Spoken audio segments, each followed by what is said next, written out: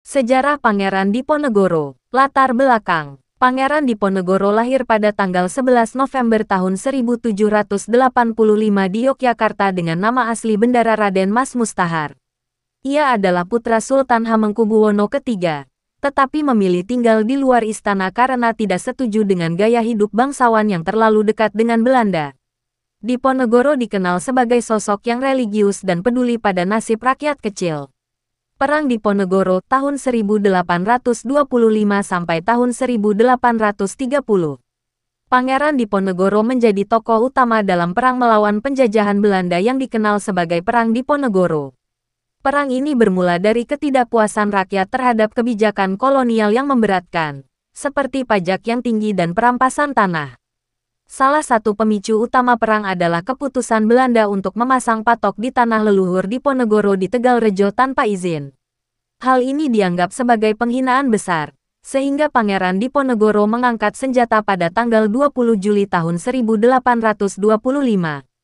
Perang Diponegoro berlangsung selama 5 tahun dan menjadi salah satu perang terbesar di Indonesia pada abad ke-19.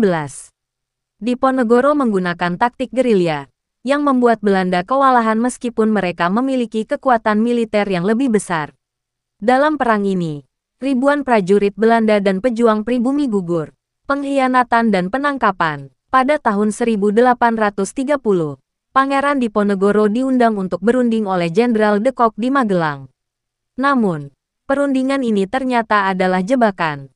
Diponegoro ditangkap pada tanggal 28 Maret tahun 1830 dan diasingkan ke Manado, lalu dipindahkan ke Makassar. Akhir hidup, Pangeran Diponegoro menghabiskan sisa hidupnya di pengasingan di Fort Rotterdam, Makassar. Ia meninggal dunia pada tanggal 8 Januari tahun 1855.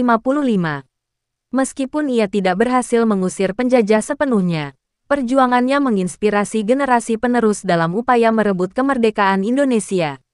Warisan dan penghormatan. Pangeran Diponegoro dihormati sebagai pahlawan nasional Indonesia. Namanya diabadikan dalam berbagai monumen, jalan, dan institusi, termasuk Universitas Diponegoro di Semarang. Kisah perjuangannya menjadi simbol keberanian dan perlawanan terhadap penjajahan.